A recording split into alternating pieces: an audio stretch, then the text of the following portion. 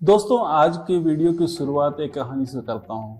मेरे एक दोस्त हैं जो कि मारुति का सर्विस सेंटर चलाते हैं। उनके पास एक गाड़ी आई और गाड़ी की उन्होंने कंप्लेन किया कि सर मेरी गाड़ी बहुत जल्दी हीट हो जाती है। तो मेरे मित्र ने गाड़ी का प्रॉपर चेकअप किया।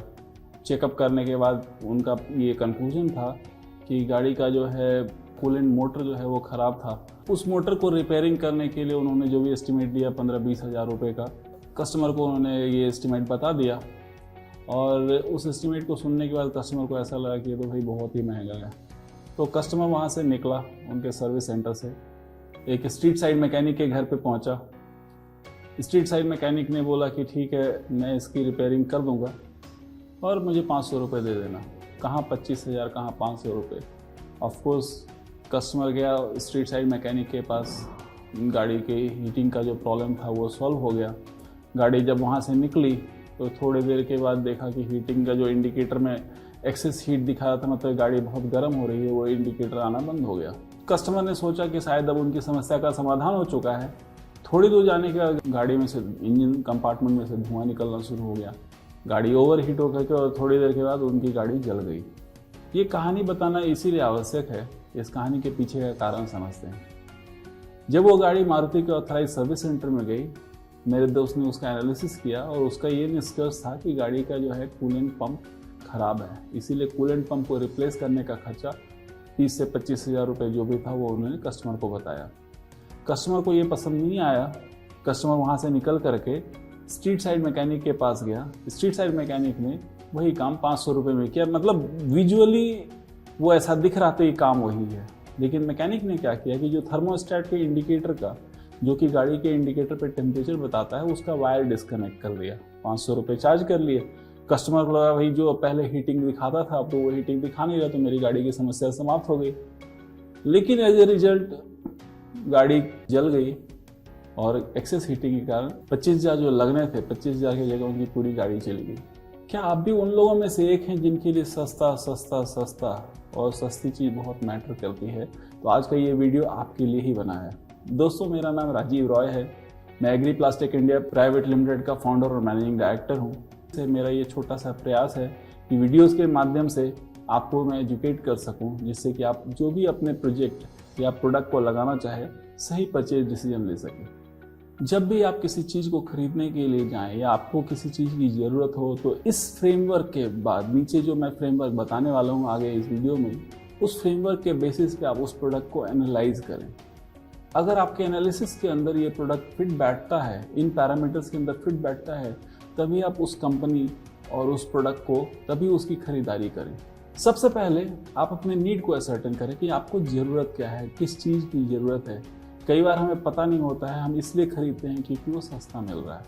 अपने नीड को असर्टेन करने के बाद आप प्रोडक्ट और कंपनी को शॉर्ट लिस्ट करें। तो आपके पास ये हो गया कि आपको ज़रूरत किन चीज़ की है और आपको किस प्रोडक्ट की ज़रूरत है और उस कंपनी, कौन कौन सी कंपनी उस प्रोडक्ट को बनाती है। तो आपका नीड सर्टेन होने के बाद प्रोडक्ट और कंपनी सेलेक्ट हो गई। अब आप सारे प्रोडक्ट्स को एनालाइज करें, प्रोडक्ट का एनालिसिस करें स्पेसिफिकेशंस के बेसिस पे, टेक्निकल पैरामीटर्स के बेसिस पे, और इस निर्णय पे पहुँचे कि आपको एक्चुअली ज़रूरत है क्या इस प्रोडक्ट के अंदर वो खासियत है या नहीं है। अगली बात, अगर ये कंपनी है और उसका प्रोडक्ट है तो उसके यूजर्स भी होंगे। आपको उसके टेस्टिमोनियल्स चाहिए और उस टेस्टिमोनियल्स के ऊपर आप देखें जिस किसी भी कस्टमर ने इस प्रोडक्ट को पहले इस्तेमाल किया है, क्या वो सेटिस्फाइड है। अब मैं आपको यहाँ पर एक उदाहरण देना चाहता हूँ।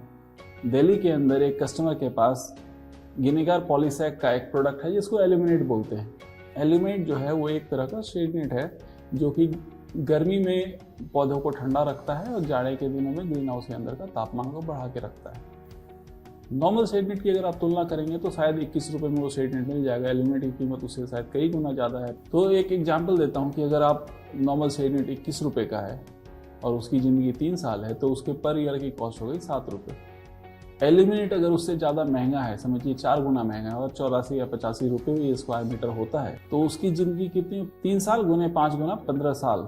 एक्चुअल प्रैक्टिकल कंडीशंस के अंदर ये पाया गया है कि एल्यूमिनेट जो है 15 साल 20 साल तक भी खेतों में बिना किसी रुकावट के चला है। आप एक्चुअली महंगा खरीद रहे हो लेकिन वो महंगा है नहीं। महंगा होने के साथ वो कई और ऐसे काम कर रहा है जो कि नॉर्मल शेड नेट नहीं करता है। तो इसीलिए बोल रहा हूँ कि आपने अपनी नीड को असर्टेन किया कि अगर आपका नीड केवल सनलाइट को कट करना है, केवल शेड नेट की जरूरत है, आप शेड नेट का इस्तेमाल करेंगे। लेकिन आपकी ज़रूरत अगर ये है कि वो कुछ और भी काम करे तो आप उस हिसाब से प्रोडक्ट का आइडेंटिफिकेशन करेंगे और प्रोडक्ट का चयन करेंगे। अगर आपने प्रोडक्ट का चयन किया तो आप ये भी देखिए कि उस प्रोडक्ट को और कौन कौन सी कंपनी बनाती है, उस कंपनी का ग्लोबल और लोकल एक्सपीरियंस क्या है। जैसे मैं उदाहरण के तौर पे एक कंपनी जो है हमारी गिनेगार प्लास्टिक प्रोडक्ट्स लिमिटेड, वो 50 देशों में, 50 से ज़्यादा देशों में उनका अनुभव है और 50 से ज़्यादा वर्षों का अनुभव है। ये कंपनी कोई भी प्रोडक्ट लॉन्च करने के पहले कम से कम 8 साल 10 साल का R&D करती है। उस R&D के बदौलत, उस रिसर्च के बदौलत एक प्रोडक्ट जो मार्केट में आता है, हम उसके ऊपर बिल्कुल कॉन्फिडेंटली किसानों को सलाह दे सकते हैं। लेकिन आज हो क्या रहा है, जो कंपनी 10 साल तक एक प्रोडक्ट के ऊपर रिसर्च करेगी, ऑब्वियसली वो थोड़ी सी महंगी होगी। बाकी लोगों के लिए बना बनाया रेसिपी मिलता है, बना बनाया प्रोडक्ट मिलता है, तो बाकी लोग कॉपी करते हैं। हाँ, एक बात और चेक करने की बात है कि किसी भी कंपनी का टेस्टिमोनियल, उसकी सर्विस, उसकी वारंटी कैसी है। जो भी प्रोडक्ट आप खरीद रहे हैं, क्या उसके सर्विस और वारंटी टर्म्स आपने पढ़े हैं? क्या वो कंपनी आफ्टर सेल्स सर्विस देती है? क्या खरीदने के बाद आपको भूल तो नहीं जाती, आपके हाल पर तो नहीं छोड़ देती है? तो इन मुद्दों के ऊपर आप प्रोडक्ट को और कंपनी को और उसके सर्विस को एनालाइज कर सकते हैं। कंपनी का रिसर्च का बैकग्राउंड चेक करना बहुत ही ज़रूरी है। मैं 3 प्रोडक्ट्स का एग्जांपल देता हूं जिसको कि हमारी कंपनी एग्रीप्लास्ट ने हिंदुस्तान के अंदर इंट्रोड्यूस किया। जैसे कि पहला प्रोडक्ट है स्कर्टिंग फिल्म, जिसको ग्रीन हाउस के चारों तरफ साइड में लगाते हैं। स्कर्टिंग फिल्म का एक पर्टिकुलर काम है, पर्टिकुलर पर्पस है और पर्टिकुलर डिज़ाइन है जिसके लिए वो बना हुआ है। कई नामी गिरामी कंपनी ने उस प्रोडक्ट का कॉपी किया। प्रोडक्ट के पर्पस को समझे बगैर, प्रोडक्ट के डिज़ाइन को समझे बगैर उसकी शकल को कॉपी किया, उसकी आत्मा को कॉपी नहीं कर पाया। दूसरा प्रोडक्ट है इल्यूमिनेट। कम से कम आज 2 कंपनी जो है भारत में, उसका कॉपी किया। उसके पीछे का रिसर्च नहीं है, अगेन उसके शरीर को कॉपी किया, उसके रंग रूप को कॉपी किया, लेकिन उसके पीछे की सोच को, उसके पीछे की टेक्नोलॉजी को कॉपी नहीं कर पाए। और एक और इंटरेस्टिंग प्रोडक्ट है क्रोमैटिन नेट। क्रोमैटिन नेट पॉलीसेक के कलर्ड नेट को बोलते हैं, और वो कलर्ड नेट टेक्नोलॉजी जो है पॉलीसेक ने 10 साल 15 साल तक अनगिनत कलर्स के ऊपर रिसर्च करने के बाद इंट्रोड्यूस किया था भारत में। हमारे यहाँ के मैन्युफैक्चरर्स ने देखा कि इन कलर्स को करके, चूँकि ये एग्रीप्लास्ट और गिनेगार इसको इंट्रोड्यूस कर रही है, इसीलिए हम उस कलर का नेट यहाँ पे हिंदुस्तान में इंट्रोड्यूस कर पाएंगे। रिजल्ट क्या हुआ? रिसर्च की बैकिंग नहीं थी, कलर फास्टिंग या कलर के बारे में ज़्यादा नॉलेज नहीं था। तो जो क्रोमैटिन नेट एक अच्छी टेक्नोलॉजी 10 साल के रिसर्च के बाद भारत में इंट्रोड्यूस की गई, कॉपी करके लोगों ने उस प्रोडक्ट का लगभग उसको बर्बाद ही कर दिया। और वो प्रोडक्ट की जानकारी ना होने के कारण किसानों को उससे क्या फ़ायदे हैं, कहाँ पे इस्तेमाल करना चाहिए, कहाँ पे नहीं इस्तेमाल करना चाहिए, ये जानकारी उनके पास नहीं थी।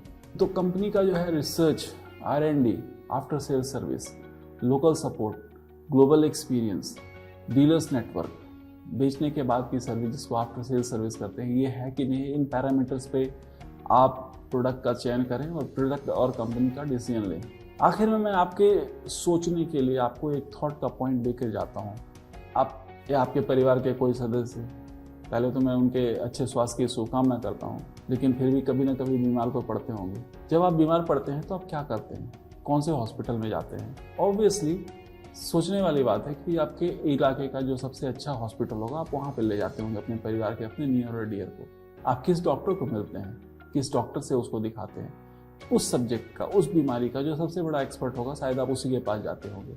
उसके बाद क्या होता है, डॉक्टर चेक करता है, चेक करने के बाद या तो वो फर्दर टेस्ट लिखता है या फिर प्रिस्क्रिप्शन लिखता है। फिर आप क्या करते हैं, उस प्रिस्क्रिप्शन में लिखी हुई दवा को आप खरीदते होंगे, और खुदा न खास से अगर वो दवा नहीं अवेलेबल है तो फिर से आप डॉक्टर को फ़ोन करके पूछते हैं, डॉक्टर साहब ये दवा नहीं मिल रही है, अब मैं क्या करूँ? तो डॉक्टर आपको रिकमेंड करते होंगे, चलो भैया इसकी जगह कोई और दवा खरीद लो। तो आप ये इसको ज़रा सा अपनी खेती से जोड़ करके देखिए। जब आपकी ज़िंदगी का सवाल आता है तो आप हर एक वो काम करते हैं जो कि बेस्ट होता है। आप उस वक्त ये नहीं देखते हैं कि मैं कहाँ जाऊँ, कौन से सबसे सस्ते हॉस्पिटल में जाऊँ। आप ये नहीं देखते हैं कि कौन सा डॉक्टर हमें सबसे जो है सस्ता जिसका फ़ी है वहाँ पे जाऊँ। वहाँ नहीं जाते हैं आप वहाँ जाते हैं जहाँ करके जो डॉक्टर उस सब्जेक्ट का सबसे बड़ा एक्सपर्ट होता है या सबसे अच्छा डॉक्टर होता है।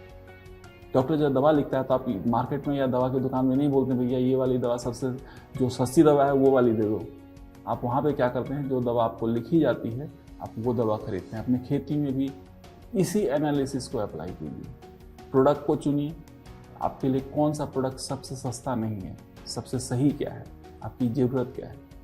उसके बाद उसको बनाने वाले प्रोडक्ट को सबसे अच्छी कंपनी क्या है, जिसका रिसर्च का बैकग्राउंड क्या है, जिसका ग्लोबल प्रेजेंस क्या है, जिसको बनाने का अनुभव क्या है, उस कंपनी का ट्रैक रिकॉर्ड क्या है आपके क्षेत्र में, हिंदुस्तान के अंदर। क्या वो कंपनी बेचने के बाद भाग तो नहीं जाती है? क्या उसने कुछ समय बिताया है मार्केट में कस्टमर्स की सेवा के लिए? इन सब विषयों का एनालिसिस करेंगे तो आपको एक बात का भरोसा दिलाता हूँ कि आप सबसे सस्ता नहीं, सबसे अच्छा खरीदेंगे। आप सबसे सस्ता नहीं, सबसे सही खरीदेंगे। और एक बात याद रखिए कि आपको सबसे सस्ता की ज़रूरत नहीं होती है, आपको सही प्रोडक्ट की ज़रूरत होती है। ये कुछ सोचने वाली बातें हैं जिसको कि आप अपनी खेती के समय जब भी कोई प्रोडक्ट या किसी भी इनपुट या ज़िंदगी में भी इस्तेमाल कर सकते हैं। आपने ये कहावत तो सुनी होगी कि सस्ता रोए बार बार, महंगा रोए एक बार। तो हाथ करबद्ध रूप से एक गुजारिश है कि आगे से आप जब भी किसी प्रोजेक्ट को लगाएं, जब भी किसी प्रोडक्ट को लगाएं, तो प्लीज़ प्लीज़ प्लीज़ इन सारे पैरामीटर्स के अंदर अपने परचेज डिसीजन को तोलें और पता करें क्या आपने अपनी नीड को सही तरह से असर्टेन किया। नीड को फुलफिल करने के लिए जो प्रोडक्ट था, क्या वो सबसे बढ़िया प्रोडक्ट है, सबसे सही प्रोडक्ट है। तीसरा, जो कंपनी उस प्रोडक्ट को बनाती है, क्या उस कंपनी को इस प्रोडक्ट को बनाने का कितना अनुभव है। चौथा, उस कंपनी का आफ्टर सेल सर्विस है या नहीं। पांचवा, क्या आपके आसपास में उसका सर्विस सेंटर या अवेलेबिलिटी है कि नहीं है। अगला मुद्दा, क्या उस कंपनी ने इस प्रोडक्ट के ऊपर रिसर्च किया है कि नहीं किया है। रिसर्च किया है या कॉपी किया है। तो आप ओरिजिनल रिसर्च वाली कंपनी से खरीदेंगे तो आपको ये भी पता चलेगा कि उस प्रोडक्ट को कहाँ इस्तेमाल करना चाहिए और कहाँ नहीं इस्तेमाल करना चाहिए। आखिरी, हमें हमेशा सबसे सस्ता नहीं, सबसे सही खरीदना है। आशा है आपको ये वीडियो पसंद आया होगा। आगे भी इसी तरह की ज्ञानवर्धक वीडियो को देखने के लिए आप हमारे चैनल को सब्सक्राइब करें। इस वीडियो में जा करके बेल आइकन को दबाएं ताकि जब भी हम कोई वीडियो रिलीज़ करें आपको उसका नोटिफिकेशन सबसे पहले मिले। और इस वीडियो को ज़्यादा से ज़्यादा शेयर करें ताकि अन्य मित्रों को इस बात की जानकारी हो सके। बहुत बहुत धन्यवाद और मेरी तरफ से ढेर सारी शुभकामनाएं।